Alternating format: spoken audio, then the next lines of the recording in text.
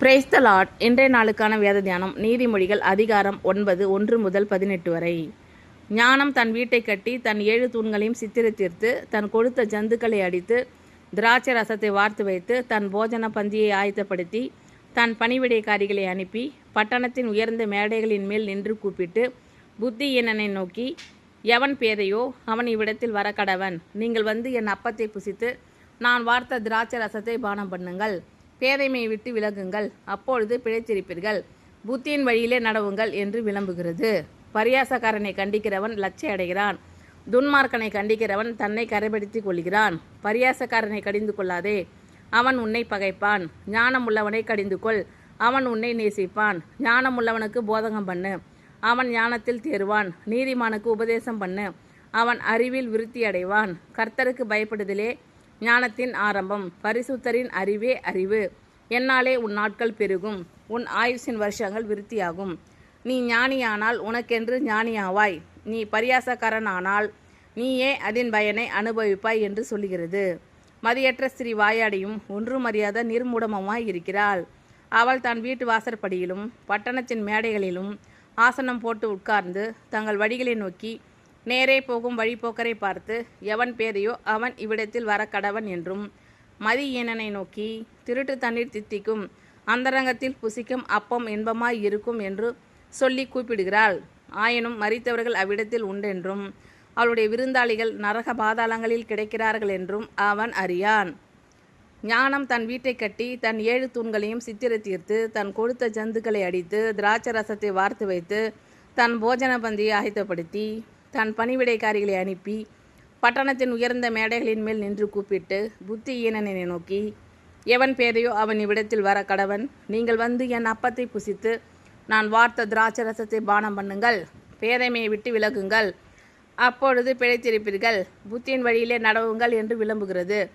பரியாசக்காரனை கண்டிக்கிறவன் லட்சை அடைகிறான். துன்மார்க்கனை கண்டிக்கிறவன் தன்னை கரைப்படுத்திக் கொள்கிறான். பரியாசக்காரனை கடிந்து கொள்ளாதே, அவன் உன்னை பகைப்பான். ஞானமுள்ளவனை கடிந்து கொள், அவன் உன்னை நேசிப்பான். ஞானமுள்ளவனுக்கு போதகம் பண்ணு, அவன் ஞானத்தில் தேறுவான். நீதிமானுக்கு உபதேசம் பண்ணு, அவன் அறிவில் விருத்தி அடைவான். கர்த்தருக்கு பயப்படுதலே ஞானத்தின் ஆரம்பம், பரிசுத்தரின் அறிவே அறிவு. என்னாலே உன் நாட்கள் பெருகும், உன் ஆயுசின் வருஷங்கள் விருத்தியாகும். நீ ஞானியானால் உனக்கென்று ஞானியாவாய், நீ பரியாசக்காரன் ஆனால் நீயே அதன் பயனை அனுபவிப்பாய் என்று சொல்லுகிறது. மதியற்ற ஸ்திரீ வாயாடியும் ஒன்றும் அறியாத நிர்மூடமுமாய் இருக்கிறாள். அவள் தன் வீட்டு வாசற்படியிலும் பட்டணத்தின் மேடைகளிலும் ஆசனம் போட்டு உட்கார்ந்து தங்கள் வழிகளை நோக்கி நேரே போகும் வழிபோக்கரை பார்த்து, எவன் பேதையோ அவன் இவ்விடத்தில் வர கடவன் என்றும், மதியீனனை நோக்கி, திருட்டு தண்ணீர் தித்திக்கும், அந்தரங்கத்தில் புசிக்கும் அப்பம் இன்பமாய் இருக்கும் என்றும் சொல்லி கூப்பிடுகிறாள். ஆயினும் மரித்தவர்கள் அவ்விடத்தில் உண்டென்றும் அவளுடைய விருந்தாளிகள் நரக பாதாளங்களில் கிடைக்கிறார்கள் என்றும் அவன் அறியான்.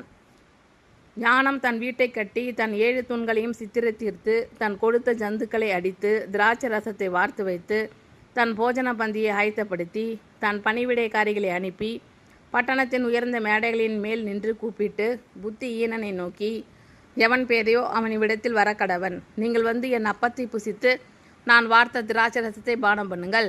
பேதைமையை விட்டு விலகுங்கள், அப்பொழுது பிழைத்திருப்பீர்கள். புத்தியின் வழியிலே நடவுங்கள் என்று விளம்புகிறது. பரியாசக்காரனை கண்டிக்கிறவன் லட்சை அடைகிறான். துன்மார்க்கனை கண்டிக்கிறவன் தன்னை கரைப்படுத்திக் கொள்கிறான்.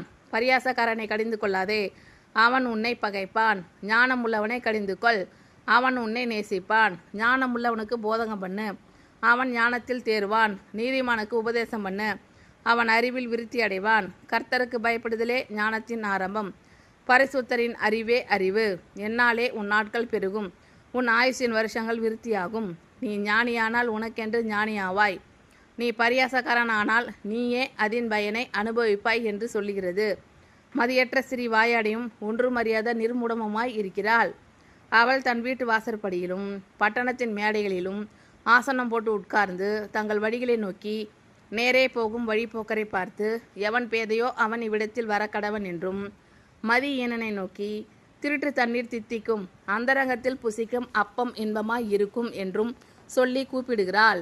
ஆயினும் மரித்தவர்கள் அவ்விடத்தில் உண்டென்றும் அவளுடைய விருந்தாளிகள் நரக பாதாளங்களில் கிடைக்கிறார்கள் என்றும் அவன் அறியான். ஆமீன். Thank you Lord. கர்த்தர் உங்கள் அனைவரையும் ஆசீர்வதிப்பாராக. God bless you all.